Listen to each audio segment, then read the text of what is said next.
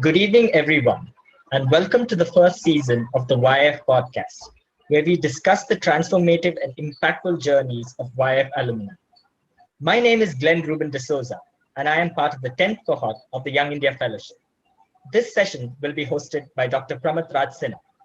Today is the seventh and final episode of season 1 of the podcast. The theme for today's session will be Developing New Eyes, Perspectives on Social Justice. We have with us two talented and amazing individuals who will be talking about their journeys. We have Prathima Muniyappa, who is a designer and a conservator from the YIF batch of 2014, and Arpitha Kodiveri, who is an environmental lawyer and researcher from the YIF batch of 2012. Before we begin, I want to lay out some housekeeping rules. The conversation amongst the panelists will go on for about 40 minutes. If you have questions to ask during that time, you can do so using the Q&A option. Those questions will be addressed in the last 20 minutes. So now, I would like to hand it over to Pramath sir to begin the session. Thank you very much, Glenn. It's wonderful to be back, though a little bit sad that this is the last one. I thought we had just started. But I also understand that these things have a life of their own, and this is a natural time to end season 1 and move on to season 2. But I can't tell you how proud I am of all of the episodes and all of the people we've gone through, and how proud I am to introduce you today to Arpitha and Prathima, who are going to talk to us about their very, very unique journeys. There's something very special about what they are doing in their commitment to social justice, in their commitment to communities that are facing tremendous challenges, tremendous discrimination, and also the lens with which they are looking at these communities and learning from them and applying those learning into their different fields. But before I try to tell you exactly what they are doing, we'll hear it directly from them. So welcome, Arpitha, and welcome, Prathima. Thanks, Pramath. I'm so happy to be here. Thank you. Maybe we'll start with you, Prathima, because I'm sensing that we have a little bit of an audio issue with Prathima, and hopefully this will improve now that she's on. Tell us, Arpitha, where are you in your sort of career right now, and what are you doing? So you want me to go? Sorry. Yes, Arpitha, yes, please. This is for you to yes. So I'm right now writing up my PhD. So I'm doing a PhD in law, but I'm focusing on looking at a particular legal and land conflict, which is the rights of indigenous communities in extractive areas. And how do they negotiate with the state and the companies? And how do they use the law in that process? But that's the thesis part of my life. And I don't think my supervisor will be happy to hear the non-thesis part of my life. So the non-thesis part of my life is also pretty exciting. I'm a member of an international collective called Just Labs, which is sort of trying to be a disruptive force in the human rights field, where we're using design thinking and futures thinking to reimagine human rights problems given the climate crisis. So for instance, right now working with the organization in Australia to look at a human rights time machine, for example. Human rights, sorry? Time machine. Wow. Yeah. So that's what I've been up to and trying to keep busy doing. So talk a little bit more about this idea of a lab. What does Just Labs really do? So Just Labs is basically a space where we decided to experiment with human rights problems and come up with creative solutions. Because a lot of the human rights field had gotten into a very traditional way of operating. And this would be a space where they could come and play and reimagine how they could solve these problems. So it's a group of really multidisciplinary actors. So we have, theater artists, designers, lawyers, mindfulness, people who've sort of specialize in meditation, etc., kind of coming together to try and do something new, which I think the human rights space needs. Well, sounds like this is a lab that Prathima should also be part of, given her interest and background. And I think between your time machine and what she's doing in outer space, I think there's some connection here. What are you planning as a career at this point? As you say, you're just wrapping up your PhD. So do you see yourself becoming an academic? Do you see yourself going back to the legal profession? So law schools are quite amazing and resilient places, although it teaches a very rigid discipline. So you have a place within the law school called a clinical law program, where you basically take on specific cases, it can be either on environmental law, human rights, and you work with students and you guide them through the particular case and you seek to resolve it. So my desire now is to kind of set up a law clinic or to do a postdoctoral research fellowship in a law clinic, which is looking at climate change and environmental law and social justice broadly. Wow, how exciting. We'll come back to this. And I know that you worked in a law clinic at Berkeley before. So love to hear more about what a law clinic actually does. But let's bring in Prathima and talk to her about what are you doing now, Prathima? You've done so many interesting things. Tell us where you are in your journey. So I'm just beginning my first year of my PhD at the MIT Media Lab. It's a place that puts artists and scientists and actually people who have no home in any discipline to try and see how they inspire each other. At the Media Lab, I work with the Space Enabled group, and their mission is to advance justice in Earth's complex systems using designs enabled by space. So we work on everything from using paraffin wax as a green rocket fuel or using Earth observation now to map the spread of corona. And it's a lab full of rocket scientists and satellite engineers and, the odd artist or two. And while I'm in the group, I work on learning from indigenous groups across the world, from their relationship to the cosmos to see how their mythologies can shape the future of space exploration for the human species. Okay, hold on a minute. Was I audible? You are audible, but I need more explanation to understand this in my brains. I'm a little short on my liberal arts education, as I often find in times like this. So, firstly, it looks like Arpitha could also be part of your lab, given what you're trying to do. But I would love her, yeah. Looks like you are missing a lawyer. You didn't mention lawyers in your lab. But going back to what you were saying, so you're saying you follow the mythology from these indigenous communities and use that to inform space exploration.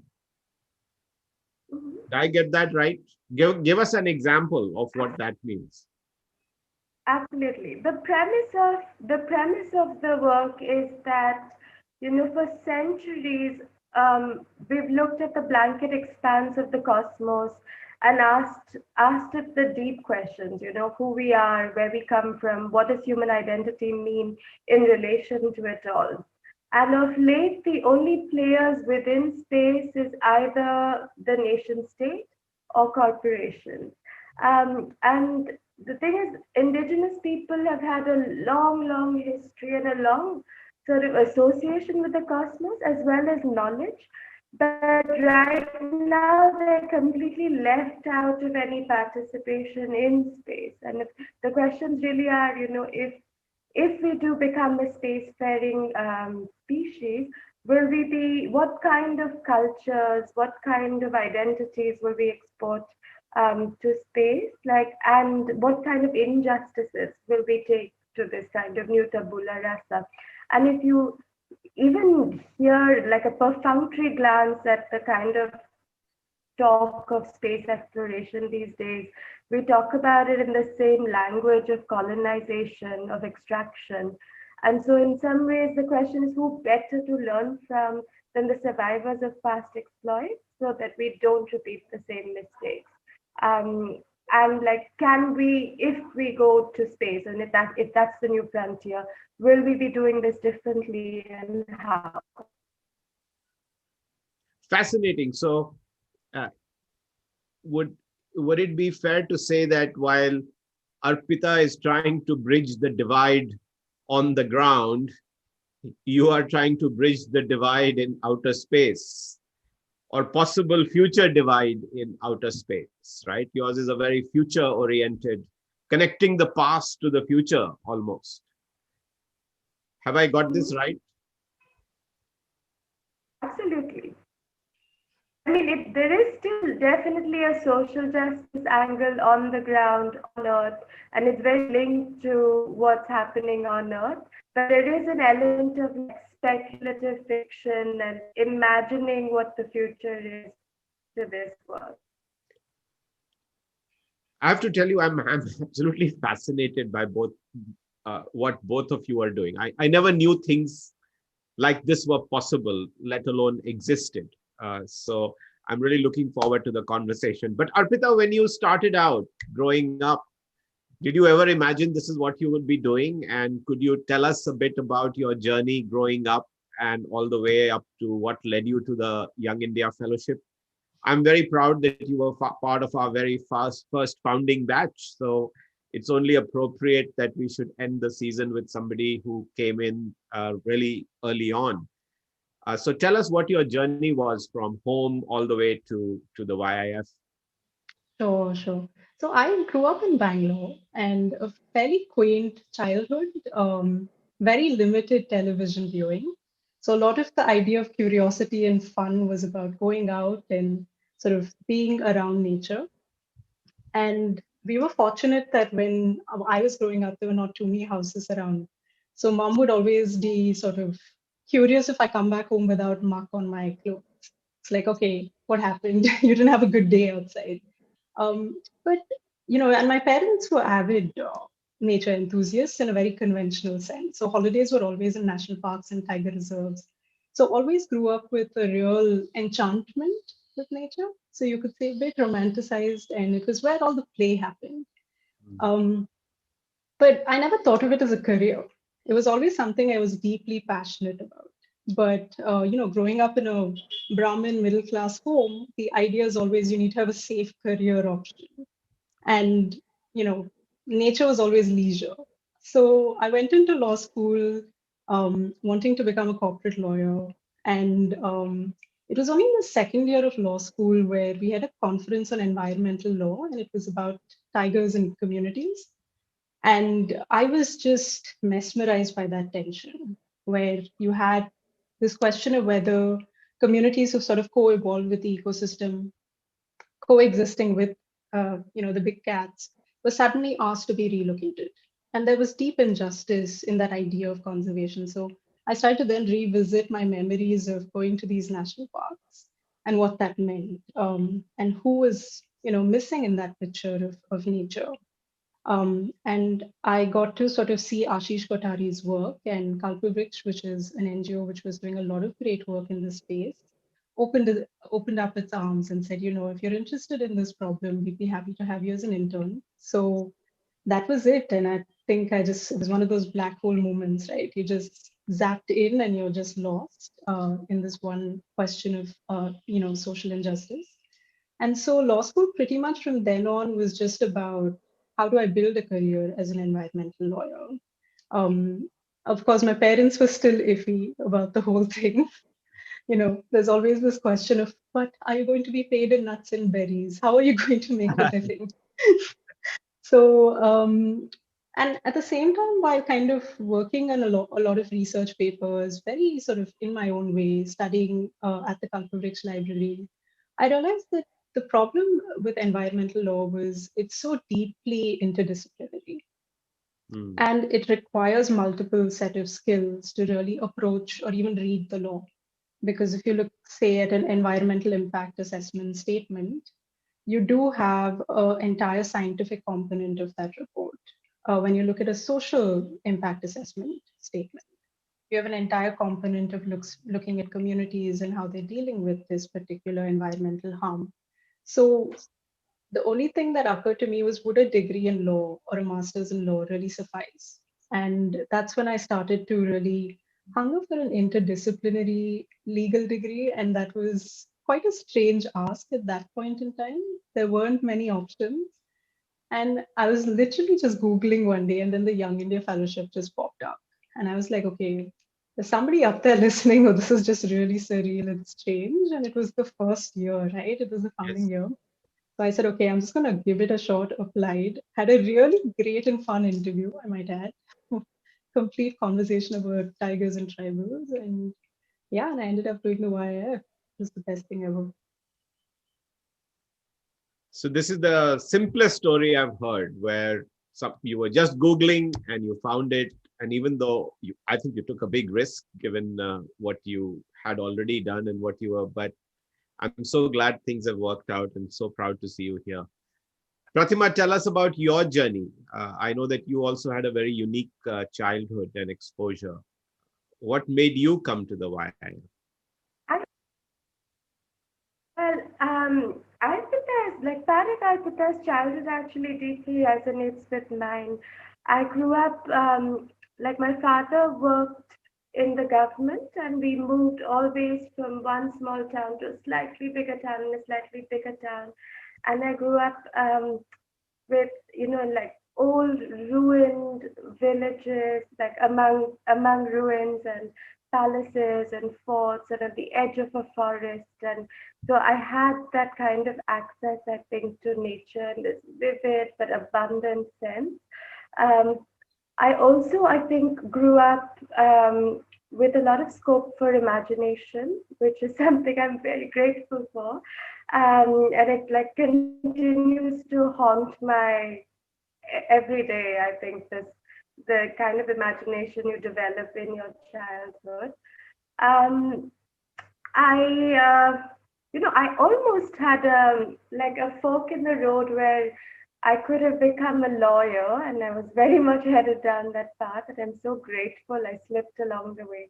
And I often tell people that I'm a failed Egyptologist, because if life and Indian education had allowed me to, I would have ended up being an Egyptologist. But instead, I ended up doing something that was the closest I could come to that, which was conservation of heritage buildings, or conservation of culture. And while I was practicing, I worked as an architectural conservator, museum designer for several years. I worked as a consultant to UNESCO and with the government. And it was kind of heartbreaking, because I would often get called to, work with different communities. And in the beginning of the project, I was offered, a set of blinders where they would invite me to a project, but they would say, we need you to conserve the culture, but don't look at anything else. And I was trained in a way to look at the whole picture. And sometimes it's impossible to think about conserving a culture without any reference to the ecology from which that culture emerges from, the environment in which those people are situated. And I also spiritually, I think I believe and draw from non-duality. And so this idea of thinking of culture as separate from nature didn't necessarily resonate with me. Also around that time, I was a museum designer, working on the Nehru Memorial project, the Nehru Memorial Museum, which was politically charged at that time. And I really started asking myself some big questions about history and whose history gets told, how it gets told, how it gets packaged by politics, how does design play a role in that. And I think my nose was against the wall, and I really needed some critical viewing distance to ask these big questions, and to to like take a good hard look at myself and see how I was complicit even within that framework. And although design school had equipped me for so much, I feel like my repertoire was really lacking in terms of thinking critically about politics and the situatedness of myself in the world. And around that time, two friends I'd known had gone to the YIF, and I mean, I didn't know very much about their journey, but I kind of took a leap of faith and I applied too. And you were at my interview panel, Pramath. And then, many years later, you told me that I came across as a complete fake during the interview, but I'm glad you took me anyway. And it was transformative. It changed my life. It's the best thing I ever did. Thank you. That's a great story. And I do remember the interview very well. I think both of you, in a way, were looking to expand your perspectives, and I like the way you put the idea of where you are situated with respect to what you had already done. One quick tidbit about you, Prathima. Isn't it true that your sister also came to the YIF later? I don't know how many siblings have gone to the YIF in the last 10 years, but I don't think many have. So that's true, isn't it? She's also from a design background, if I remember correctly. She's from the fashion background. Okay. So she was in the YIF, right? A couple of years after you. She was. Yes. Wonderful. So we have a designer who's gone through a significant set of experiences, and we've got a lawyer who's come through a significant set of experiences. But you are, while Arpitha is kind of getting towards this whole working with a certain kind of communities and peoples, you are not quite there yet. So what happens during the 1 year at the YIF? How does your trajectory change? Arpitha, would you like to tell us about that? Sure. So, like you said, I think I kind of entered the YIF with a really fixed idea because I'd been engaging with the same legal problem throughout law school. And the idea was also, quite programmatic, right? Because in law school, you get trained to think of lawyers and clients and justice in a very, in a very kind of structured way. And I think what the YF did for me was it completely threw that whole concept out the window, the whole structure. And it forced me to locate the law. And this goes back to the point that Prathima made about situatedness, to situate it within the social and political context. And I think Amita Bhaviskar's course in particular was, really kind of made that was a pivot where I started to see that legal problems cannot only be located in the law. These problems are sort of lived realities of communities. And while I started to see the limitations of the law, I think what it did was it didn't dissuade me from going back to the law. And that I felt was my sort of real takeaway from the YIF, because it forced me to kind of say, there are problems within the law, but there's a certain way in which you can potentially practice the law. So what I ended up then sort of learning and doing was creating kind of a genre of environmental lawyering, because a lot of environmental lawyers at that point in time were going to court. And that whole year, when I kind of took a step back, looked at the whole regulatory system that was operating, I said, we need lawyers kind of working with these communities on a day-to-day basis, really having that ability to get into their, to be able to live with them and to see what their lives and realities are like, and then to sort of figure out where the law is in their space and how can these lawyers come in a very sort of nuanced way to solve their problems, if at all. So I think the idea that I sort of went away with was, the courage to be empathetic. Because as lawyers, you kind of get trained to be sort of morally neutral, right? Or that's the high ground. That's sort of your holy grail, where you can represent a corporation, you can represent a human rights cause simultaneously. And that was something I realized it's okay to share and to kind of pick a side, to empathize and to do it in a way that you're sort of open to all the different perspectives, but you choose your perspective and you find a way to lawyer from there. And that it was a huge weight off my shoulders, to be quite honest. And the other thing that the YF also did in terms of transforming my lawyering and the idea of law was it really forced me to look at the law as something that can be empowering if it's used by certain communities. And so the law can sort of transform within. It's not like this fixed sort of idea that once there's rights, that's what it is. Rather, it's the way people use rights and the way people kind of use it to push the law in certain ways. And that for me was just fantastic. And I literally came out of there, calling myself an empathetic lawyer as opposed to a cold, I mean, no offense to the legal fraternity, but sort of cold and cookie cutter approach to lawyering. Thank you, Arpitha. That's very profound.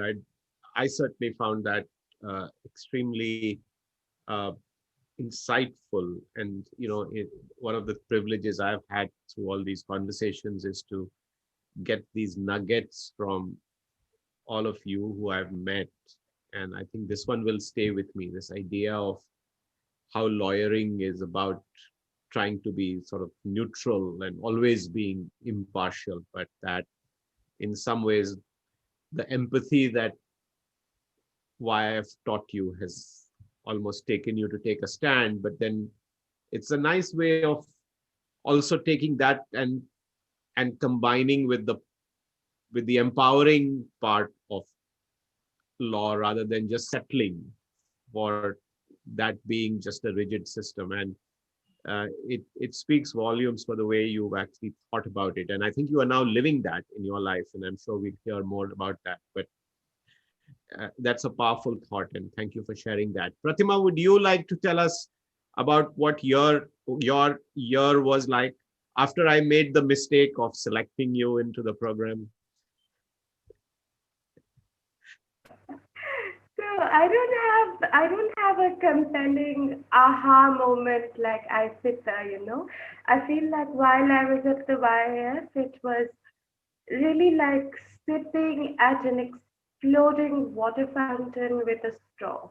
There was so much happening that it was kind of quite hard to tell. I felt like I was being quite bombarded and extremely stimulated, but from everywhere. And and the thing was, I think that so much of it was profoundly moving. I enjoyed the classes. I enjoyed the people, the environment, Delhi unfolding, in all its lush glory. It was wonderful. But I think the impact of YF for me was kind of like a heart broken open by thousands of wallpaper cuts. And in many ways, I feel like although the classes were stunning, the insights that I had were extremely special. I think what I value the most about the YF experience is the people that I encountered there and the strength they've given me over the years to invest in their dreams as much as they stand by mine. And like I'm never one to valorize productivity or networks over something as I think simple as presence. And I think that the world is a difficult place to live in. I think we've entered an era of climactic grief. I think that it's become really, really hard to be in this world without deep, enduring friendships that can hold you up. And for that, I mean, I look around at who my closest people are, the people that I want to turn to when I hear about the fires in the Amazon, or I hear about, the unending sort of violence that's committed against women in India. And I look at that circle of people I turn to, and about 95% of those people are my batchmates from the YIF. And to me, I think that that was transformative.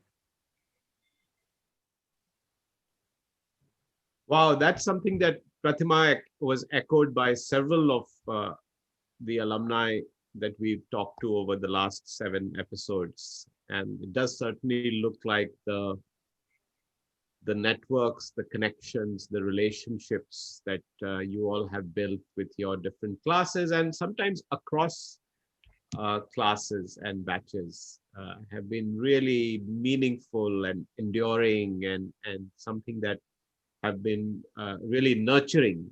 So I'm not surprised that that's one of the big things that you've taken away. I know that everybody who's gone to Boston and Harvard and that area has always benefited from your being there. Sorry, you were saying something. Please go ahead. I think, and it's not to say that YIF didn't help me professionally. I went to Harvard and to Fulbright on the back of your recommendation.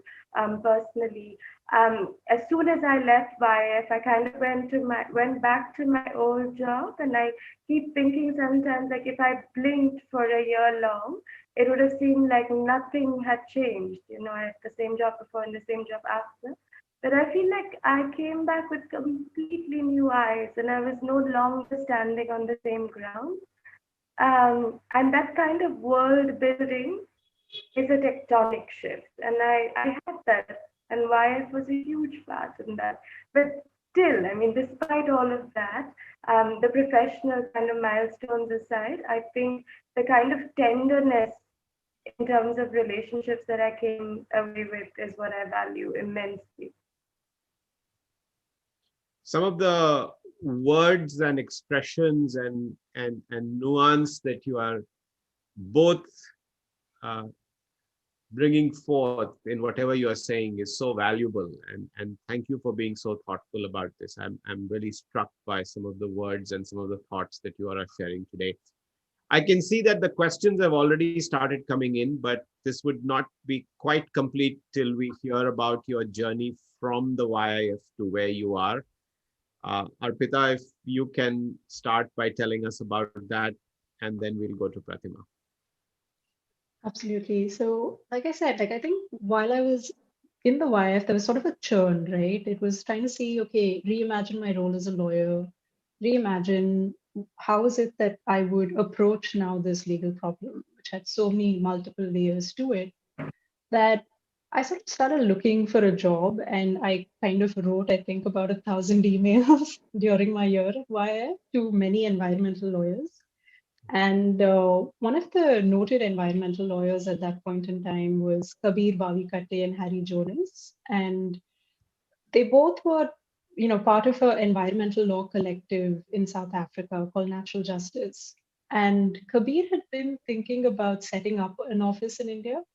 And, I'd been in touch, and then they sent this notification out saying that they're looking to set up an office in India and they're looking for environmental lawyers to apply. But it said minimum 10 years experience. So I was like, okay, there goes my chance of even applying for this. But I kind of, I think that was the other thing that YIF gave me, which was this chutzpah, which was one of the terms I think that was popular in our batch, to say, just apply and then let's just see what happens. What's the worst that can happen? You'll just get a response which says that you don't fit the profile of 10 years of experience. Fine.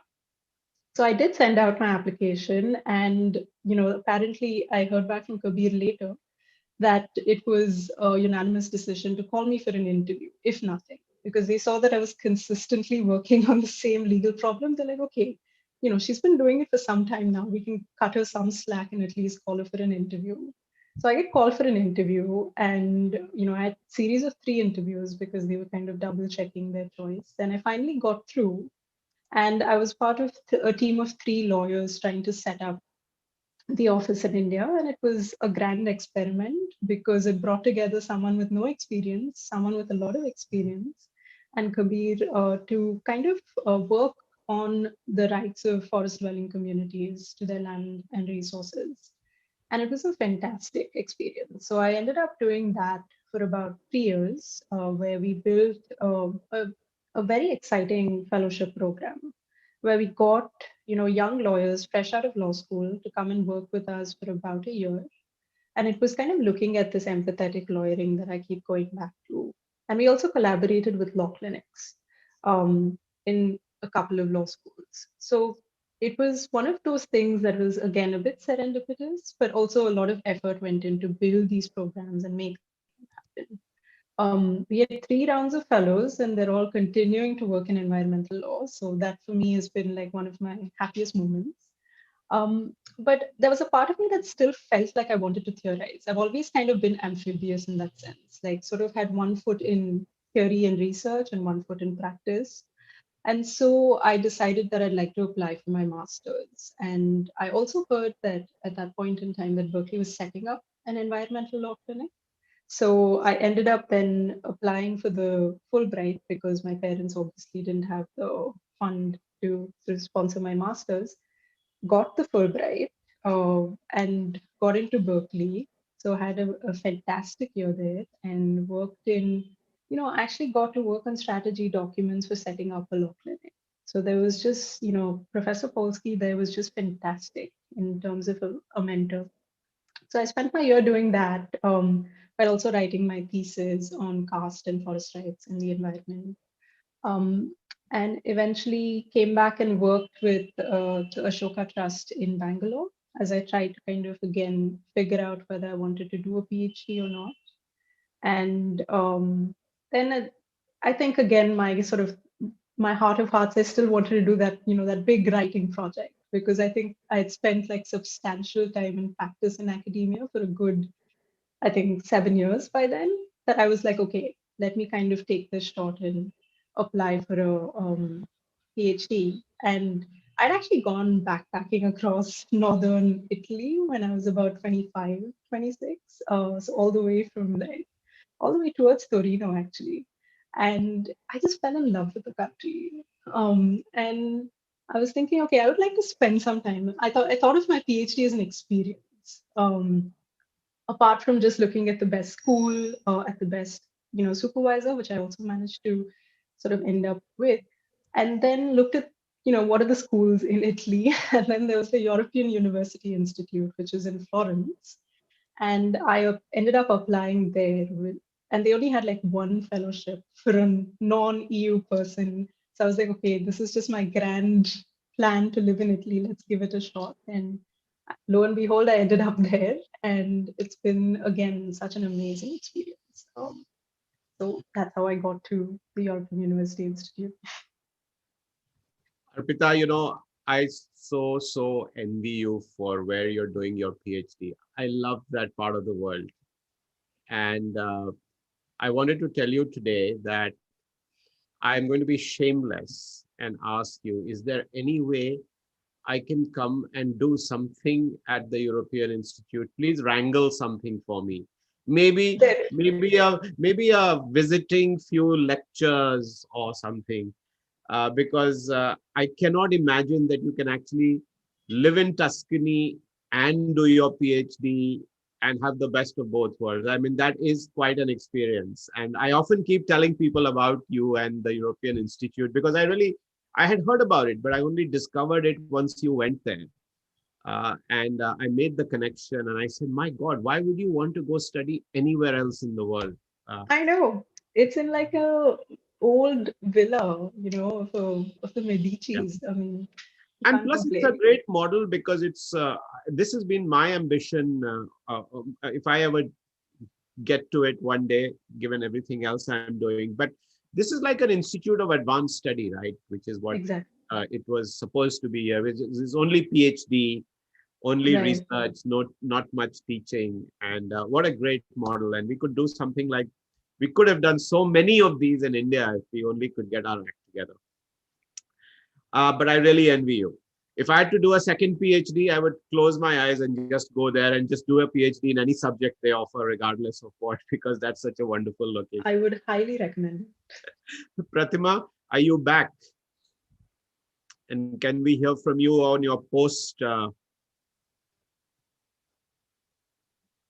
YIF journey? Okay, Prathima is still reconnecting, so we'll let me start some of the questions off with you, Arpitha, if I may. And there's a bunch of questions that we've got from the audience. Here's one that in your endeavor to look at issues of social justice, what has been the most rewarding moment and what has been the most challenging? Have there been moments when you felt powerless, and how did you pick yourself up? Great question. It's funny that, people think that your happiest moment in social justice is that one sort of big win when you're practicing environmental law, for instance. But my story is not really that big win. It's more of an everyday story. So when I was with Natural Justice, we were providing legal assistance to a pastoral community living in the Sariska Tiger Reserve. And their source of everyday violence was the forest department, forest guard coming in and telling them you have to be, you're kind of forcing them to relocate. And you have a piece of legislation which is very empowering called the Forest Rights Act. And that basically states that you have to get permission from the village assembly. And there are a lot of safeguards in place before such a threat can even be hurled at a forest dweller. And just kind of communicating that power of the law to them kind of gave them the ability to negotiate with this forest guard. They actually kind of shooed him away one of the days. And for me, that's my happiest moment because it's, it's the everyday sort of lived reality of that piece of legislation. I think the sad moment for me was recently when the Supreme Court, basically there's a case before the Supreme Court where the constitutionality of the Forest Rights Act is being challenged. And they came out with an order in February 2018 where they said, those whose rights have not been recognized must be evicted from the forest areas. And this is such a long and unsettled, legal issue. That was really disheartening. But the way I picked myself up was because the social movements, because it's such a robust network, got back, and there was a lot of momentum, whether on social media or off social media, and a lot of work done by great lawyers in the courts as well. That eventually that order was stayed. So it was kind of like the pick me up for me is always to kind of look at those who are living this injustice, but seeing how resilient and how powerful they are and how they articulate their claims that, that I can't afford to slack. So What great instances. Thank you for sharing that. Prathima, you're back and we can even see you so much better. I'm back. Sorry for the trouble. No, that's great. Now we can actually see you as a real person rather than from outer space. It felt like you were transmitting from some other planet. We didn't complete your journey post YIF, Prathima. So could you talk to us about that journey to where you are now? So soon after YIF, I kind of returned to my old job briefly. And while I had it, I think I was still deeply unsettled because as I was working on issues of conservation, it hit me very much that when you're conserving the past, I was still very, very obsessed with conserving the material remnants of the past. So brick, stone, wood, clay, mortar, rather than memory, and these kind of softer architectures which concern themselves with the past. And then soon I ended up working on a few projects in which I was working with indigenous people, like Adivasis across India. And then again, there was this kind of blinkered view where we would talk about conserving the culture, but as Arpitha would know, that you cannot think about conservation of any particular cultural artifact or ritual without considering the economic challenges, the kind of huge insecurity within which they live, the historic marginalization, this acute dispossession that they face, as well as issues of conservation of the land itself, and their access to forest land, forest produce. And so I decided after a little bit of travel that I would attempt to do a master's, and I did my master's in conservation from the Graduate School of Design at Harvard. And it was a really interesting program that I was in, because it was using a design lens, but to tackle really large issues of risk and resilience and critical conservation that looked at social justice as the fundamental way to unpack issues of conservation. While I was at Harvard, I had really a ball of a time. And I often tell people that somehow I was more unemployable post Harvard than I was going in, because there was a degree of specialization I had up until the point I went to Harvard. And almost done 8 years of working within the discipline of conservation. But when I went to Harvard, it was like being let alone loose in a candy shop, And I studied everything from celestial navigation to forest practice and non-duality and really strange things. So soon after I was graduating, I started to panic, thinking that nobody would hire me, except perhaps as a muse. Um, and another thing was that I think while I was at Harvard, I began to notice this incredible trend, and I think an ethic that I'm slowly trying to adopt in my field. Like as a designer, I've been trained in the use of some tools. Like I know how to use pencil and paper and pigment and brick and mortar. But I think right now the new technology on the horizon is biology, and I wanted to learn then how to be that kind of a designer that can collaborate with microorganisms, silk, microbes, elephants, ecosystems, forests, in order to design landscapes. And, because traditionally when we think about design, we think about designing products and services, but not necessarily cultures and landscapes. And so one of the people who's doing that in the most profoundly graceful way possible is a woman called Neri Oxman at the MIT Media Lab. And she's building buildings with silkworms and building clothes that photosynthesize. So obviously I wanted to be near her, and I applied to work with her, and she promptly rejected me.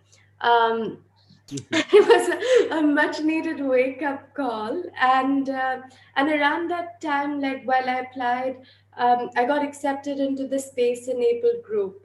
And while I was with the group, I joined them, and then there I was kind of breaking bread with rocket scientists and satellite engineers, and kind of looking deeply into my coffee mug, saying, "What am I doing here?"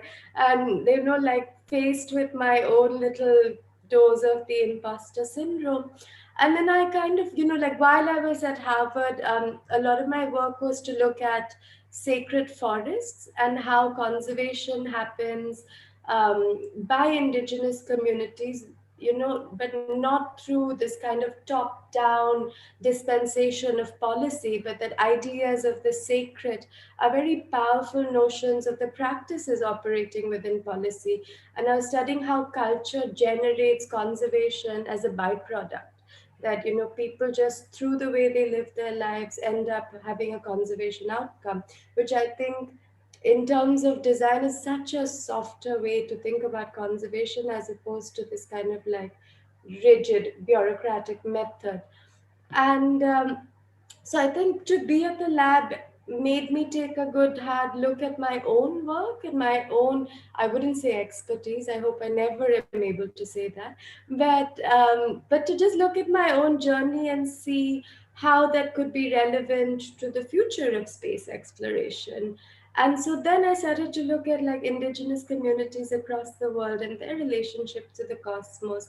And the thing is, it becomes really, really interesting to study these kind of ideas that are held by communities, because the first time I went to like a space conference, obviously I was an outsider within this conference, and I was talking to a bunch of people all dressed up in suits and looking very businesslike about grabbing a place in space. And I was like amazed, because I found largely that there were 5 reasons why people want to go to space. And arguably, like the most noble of them all is this like genuine human desire um, to know who we are and what our identities and what our place in the cosmos is.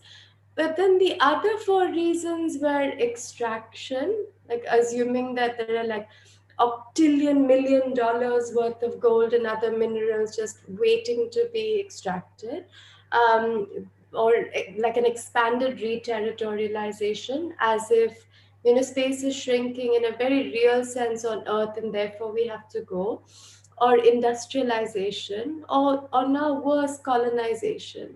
Right? And if these were the reasons why we're looking to space, it brings up really interesting questions about what the future of the human species is, like who are the creatures we're going to take with us? Are we going to be indulging further God complexes? Like if the US and the Western countries are the major players in space, like what does human culture look like in the future? Like are people who are the survivors, or the winners of the last colonial endeavor, will they be exporting the same ideologies to space? And there are communities that have really interesting answers. Like, for example, what might the future economies of space look like? I mean, will it be cryptocurrency on one level, or can we start to think of currency in more elemental terms, like topsoil, like water, and could we reimagine this to be the future of economic relationships in space? And so within this kind of like canvas of outer space, I think is a ripe moment to ask very, very deep questions about the human project, but from communities who imagine themselves really differently and have had really diverse histories. And so I think that was really incredible for me to have a place to ask these questions and to use mediums like art and design that are slightly more radical in order to engage these questions. I'm also looking at indigenous knowledge across like the domain of like artificial intelligence, synthetic biology, and it's a really like fertile playground. And I say play because I think that's a really important part of the way that I navigate my research work, even though it's a PhD and it's all very serious. Very, very envious of what you're doing. Arpitha was talking about being involved in a time machine. Didn't you send something to space recently? We're going to launch the first ever indigenous artifact to go into space, a suborbital space, but from the South Asian region. And it'll be something that'll be sent from the Khasis of Meghalaya. And we have it scheduled to launch in December. So some being from outer space is going to discover this and wonder where it came from and figure it all out. Is that the idea? It could be possible. I mean, I have actually plans to be working with SETI, but more on that later. And do you think you'll ever want to go to outer space yourself? I mean, yes, but only if I can come back down to Earth.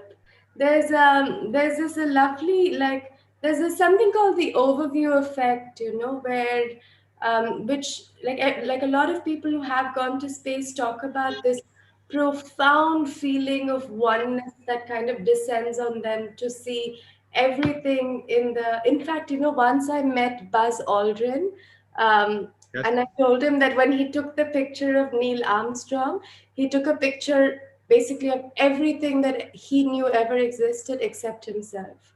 Uh, but I would love to go and experience this feeling of oneness, but I think you have to leave the earth to truly belong in some sense, Wow, that's another profound thought. Arpita, any last words? If you had to go back to your self, uh, you know, maybe I think there was a question about this. I'm trying to find it, but if you had to go back to your pre-YIF self, what would you tell yourself? Hmm. Knowing what you know today, what would you say to your 15-year-old self? Yeah, that was the question. I think I would tell myself that let your imagination soar, and that whatever you think is impossible is usually restrained by limitations that you build for yourself. Mm. So, wherever you're situated, possibilities are always what you make of them. So have the courage to think of nature not just as leisure, but something that you can really think about 24/7 and do something about it. Thank you. That's a beautiful thought. And Prathima, what advice would you give to someone who aspires to be a Young India Fellow? Can I please answer Arpita's question, because I have a great one. I'm so proud of myself for thinking of that. Okay, I It'll would cost I you. would tell my younger self. Sorry, but I have to hijack it. I would tell my younger self to fall if I must. The one you become will catch you. Say that again. Fall if you must. The one you become will catch you. Nice. The one you'll become will catch you. That's a nice thought. So And since I hijacked your question, Arpita, you should take my next one. What would you tell somebody who wants to get into bio? Okay, so I am taking this one. Okay, let me think. I would say just put in an earnest application.